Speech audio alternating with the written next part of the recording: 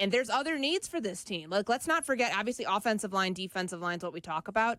What about another tight end? If they're going to run as much 12 personnel as we think that this offense is capable of, based on what we saw last year in Detroit. Safety. Like, we can't, respectfully, you can't bank on Jaquan Brisker's health, even though he's back on the field or, working out and doing all those things. You have to start, he's going in a contract year. You have to think about depth at that position. Adam Schefter's NFL draft compendium included a nugget on the Bears. Schefter said multiple people are telling him that the Bears are, quote, praying for Ashton Genty to fall to them at 10. Shot or no shot. If they're praying for him at 10, then they will be willing to trade up for him. Trade up how far? Because the scenario that Kap brought up earlier, to 4, no shot completely. What if I throw 6 out? To the Raiders? Yeah. Or 5 to Jacks. I still say no shot. I just think that the way that Ben Johnson has described this class, and if you're praying, that means you're hoping and wishing and not completely sure that it's going to happen, but you'd be thrilled if it did. I say it's a no shot that they trade up for him, because that's going to cost, if it's to 6 or to 5, that's still going to cost a lot. And there's other needs for this team. Like, let's not forget, obviously, offensive line, defensive line is what we talk about. What about another tight end? If they're going to run as much 12 personnel as we think that this offense is capable of, based on what we saw last year in Detroit. Safety. Like, we can't, respectfully, you can't bank on Jaquan Brisker's health, even though he's back on the field or, working out and doing all those things. You have to start, he's going in a contract year. You have to think about depth at that position. Maybe that's a day 3 pick. Maybe it's day 2. Another receiver. Like, there's a lot of other needs. I don't think that you'd be, I just think it'd be a lot for them to move up to get Genty. So I say no shot. I'm going to say no shot as well, that if he's there at 10, they probably take him. Yeah, if he's there at 10, for sure. But Shea was giving us a scenario about trading up based on the intel that Schefter said, and I've got it here. It says there's multiple people who believe the Bears are praying that Genty slips to number 10. Now, if you told me he's sitting there at 8 and they moved up 2 spots, could I? Maybe. More realistic than moving up to 6. But giving up a future 1 to shoot all the way up to 4, 5, or 6? No chance. When was the last time somebody gave up a future first to go get a running back? Do we know? No, I would have to look. Because when the Giants took Saquon, they had that pick. Yes, they did. That was their own pick. Correct? Ask ChatGPT. Then I'll get fake answers. I will work on this. Courtney, last week I did a Google search, and Google AI told me that the Bears famously traded up to pick T.J. Hawkinson. And I was like, that would never, no, that did not happen. So I no longer trust anything that I get I've from never used ChatGPT. AI. I just hear about it all the time. Well, do you ever say to your phone, hey, Siri? No, because I learned the hard way when I was on air. I said something that sounded like SIRI. And my watch picked it up, and then it just started repeating everything, and I couldn't get for whatever reason, I was hitting the side button, I couldn't get the watch to turn off. So I had to throw it, and I was never able to use it after that. So I've got a weird trigger with whoever that person is. I don't know, they non-binary, is SIRI a girl, is it a guy? I don't know. See, I don't know who I didn't pick, like, which voice. Like, there's a bunch of, you can, male, female. Sure. I didn't do anything like that, but when I've asked it, it immediately, if it doesn't know the answer, do you want me to use ChatGPT to answer that? So one time this weekend, I said, nope, I won't then. And it's gone. So you have to say yes. Okay. Check. All right. Well, Dan Ruscher made some comments about Braxton Jones. Might surprise Bears fans. Quote, if he were healthy today, he would be our left tackle, and we would have confidence in him doing the job. That's going to be a little bit of a process, but if nothing changed, I would see Braxton being our left tackle in the moment. Shot or no shot, the Bears are not drafting a tackle in the top 10 if they feel this way about Braxton Jones. No shot. I still think that that's a prime spot to go get somebody for the future. And that means that you don't have to rush a left tackle into playing right away. Like, with all that's at stake for Caleb Williams in year 2, wouldn't you rather have an experienced left tackle? No matter what you think of Braxton Jones long term, if he can get the job done now, that gives whoever this theoretical left tackle of the future is that you draft at 10, that gives that guy time to get in a weight program in the NFL, time to develop, time to learn an offense, time to not have to be thrown into the fire. It actually would be the ideal scenario for whoever you draft there. Completely agree with you. Completely agree, so it's no shot.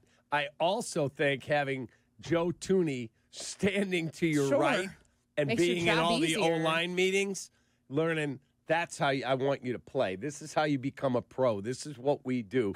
There are a lot of players who I've talked to in different sports, not just the physicality. They're like, I had no idea the things I had to do that I never did in college as a lineman or as a player, that they don't know how to. There are guys that don't know how to pay their mortgage, how to take care of this, how to take care of that, what tipping is. They don't know any of this Yeah, because stuff. they've been babied their entire lives. life. That's correct. And there is something to be said, too, with Ryan Poles when he was talking about 10 at owners' meetings, and he was asked, is that player definitely a starter? Of course, like, you're still in best player available territory. Are there blues there? Maybe, maybe not. I mean, I know that what Schefter has put in his Intel article, that there's just not that many this year. That's pretty common knowledge around the league that a lot of teams share. But this is the part, like his quote here is what makes me think about having a left tackle there to learn, and then eventually, whenever that eventually time comes, have that guy slide in as your starter. Said, if you end up with a surplus, then let's just figure it out after that and compete, and the best guy wins, and if it's a young guy, he has to wait. Wouldn't that make sense if it's somebody in the trenches on either side, especially left tackle? Yeah, I think my thought process on it is you have a top 10 pick at right tackle. You have a former Pro Bowler at right guard now with Jonah Jackson. You have Drew Dalman at center. You have a former All-Pro left guard in Joe Thuney. Back to back. Yeah, you've rebuilt it so much that I'm kind of okay this year with Braxton. Let's see what he has, and he will have support finally on the rest of his line. Let's see if he can play left tackle.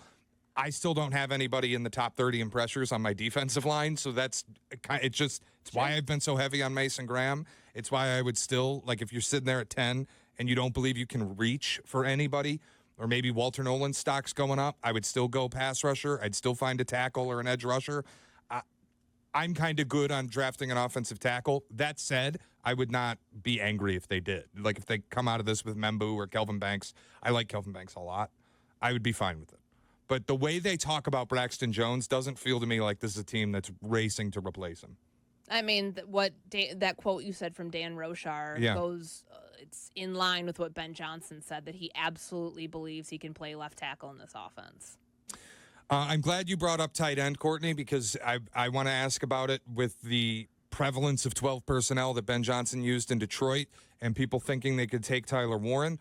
Tyler Warren is a little too much like Cole Kmet for me. Shot or no shot, they'd be better off if they could trade back drafting Colston Loveland out of Michigan. Well, first of all, I don't believe Colston Loveland's going as low as some people do. I think that guy is a player who's going to be gone sooner. Would you take him at 10? Seems like he's rising, like on a lot of people's. I mean, let me just rephrase that, because nobody's actually like physically rising at this point on boards. It seems like the intel that's out there leads you to believe he's a top 15 pick. Correct. From what I've seen, it does at least appear that he's a different piece that you can use a little differently than Cole Kmet. That Tyler Warren might be more like Cole Kmet, that Colston Loveland would be more of your like F tight end. But why was Cole Kmet, what did he go in the second round? Yeah, in 20? Yes. Mm-hmm. Why would Cole Kmet slide that far down the board or be that far down the board, and Tyler Warren would be a guy that people think could be gone before the Bears pick at 10? What's the difference between the two? That was 5 years ago. I'd have to go back and look and see what. There wasn't a first-round tight end that year, was there? Look. I don't know. The thing that I have an issue with, and can you repeat the question one more time, Shay? Shot or no shot, the Bears would be better off drafting Colston Loveland is basically the question. I think you get a redundant player if you get Tyler Warren. Mm-hmm. And I struggle with I would say that's probably a shot if he's that much different than Cole Kmet. everyone I've talked to has talked about how great Tyler Warren is, that he's versatile, that he's a good blocker, maybe not the great blocker, but he can do everything really, really, really well. There's no elite trait, but that he's a really solid, good player that you can do a ton of things with. And I've taken him in different mocks that I've done, different simulations. I don't know if I see Brock Bowers. I don't know that I see other top 10 tight ends, first-round tight ends. I think if you take a tight end in the first round, the guy's got to be a dog. And I don't know that either of them fall in that category. Is a part of this that there just aren't very many top 10 guys in this draft? Probably. I think that absolutely factors in just in terms of the talent pool that you're picking from. That's different than other years. 2020, Cole Kmet was the first tight end off the board. Correct. In the second He round. went at 43, and then the Bears took Jalen Johnson at 50. I also just have one more question, and it goes off of the top 10 picks and the kind of lack thereof. Mm-hmm. Sitting at 10 is starting to feel like a little bit of a no man's land thing where you're going to end up with a player you like, don't love. And it's hard for me to not look at this and feel like, boy, if you were picking 7th in this draft, you would have way more opportunity to get whatever player you want, especially with the rumors this morning from Adam Schefter that the Jaguars could pass on Mason Graham with the 5th pick. Shot or no shot, you kind of wish the Bears had lost to the Packers in Week 18. I say it's no shot. You know this fan base. And if they lose that game, they pick what number? 7. Wow. If there are only 7 blue prospects on the Bears board, in theory, yes, you would have hoped they would have lost that game. But I can tell you from the momentum standpoint, they really believe. These players really believe. Caleb said it in Green Bay. Man, we started out 2025 with a win. I know that it's a long time from that game until when they play in September. I don't know. Virginia McCaskey, that was the last game she was alive for. The vibe part of that, for them to show the give a damn on the road against somebody you just never beat.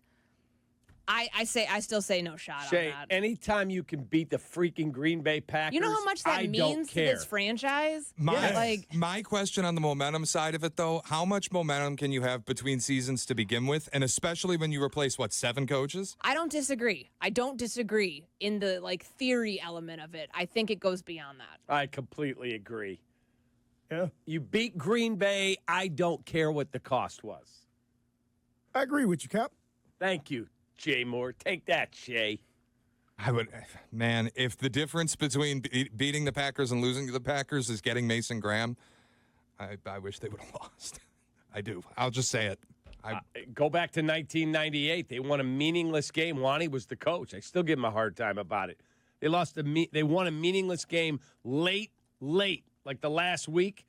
Otherwise, they're picking Peyton Manning. We probably would have taken Ryan Leaf, but whatever. When Caleb was at the Bulls game, he had his Nike shirt. the on. Nike shirt But on. it was green and yellow. But that was the temporary ownership shirt for the Bears, There you go. owning the Packers. Wouldn't it. you also, and I know his stat line from that game was not great, 21 and 29 for 148 yards, a touchdown, and no interceptions. Wouldn't you? It's a mid stat line. But would you rather not feel good about Caleb? Would you? Going into the offseason with a sour taste in your mouth on the quarterback is a bad place for a fan base to be and a bad place for the franchise to But be. my retort to that is I had issues with Caleb all season. He took too many sacks. He didn't correct those problems in that game. Mm-hmm. And he did something that he had already done 3 or 4 times, led a game-winning drive in the fourth quarter. The only Correct. difference was you actually made the field goal. Mm-hmm. So I already saw everything that happened in that Packers game. I just didn't see Cairo Santos actually hit the game-winning field goal. He was only sacked one time in that game. You didn't see that until That was better. He was better in that game. But that only happened one other time last year. for me, it didn't change the way I feel about Caleb Williams. Winning that game, I'd already seen him do what he did in that game. It does change where you're picking in grew the up draft. where? And now that we're closer to it, I'm like, oh, God. Where'd you grow up? Detroit? Yeah, thank you. You grow up here and you bleed No, that no. freaking orange and blue. Anytime you get to beat the ass of the Green Bay Packers, I want that. Well, it wasn't understand. complete domination. Facts, man. I get it. I just, I'm a different kind of fan. The rivalry thing, it doesn't move me as much as potentially getting Mason Graham. Whoa. Uh-oh. Who were you telling us about before we went on air today that just does not have it because he doesn't believe in rivalries? But that's different. No, I told it's you, not, Shay. Keep that same energy that you had about the Green Bay Packers rivalry. And who was it, Travion Henderson? Yes, but Courtney, hold on. Because if the Bears lose that game and then Caleb comes out and goes, yeah, the rivalry doesn't mean a lot to me because Jesus doesn't believe in having rivals, then I would say this is ridiculous. What are we doing? If that's a player mentality thing, it's different than organizational process. When Travion Henderson lost to Michigan and then did a podcast where he said Jesus says I shouldn't hate them, yeah, you don't have any dog in you. I don't know if you have any dog in you as a fan after making that comment. You have no dog I want the better player. I want a dog. If I don't get a dog because I beat the Packers to have 5 wins, then it bothers me. Yeah, guess what? Sue me. Just do your scouting. I'm not talking about you. Ryan Poles, and get the freaking pick right. You know what? The Houston Texans actually benefited from losing that game to the Indianapolis Colts to get C.J. Stroud.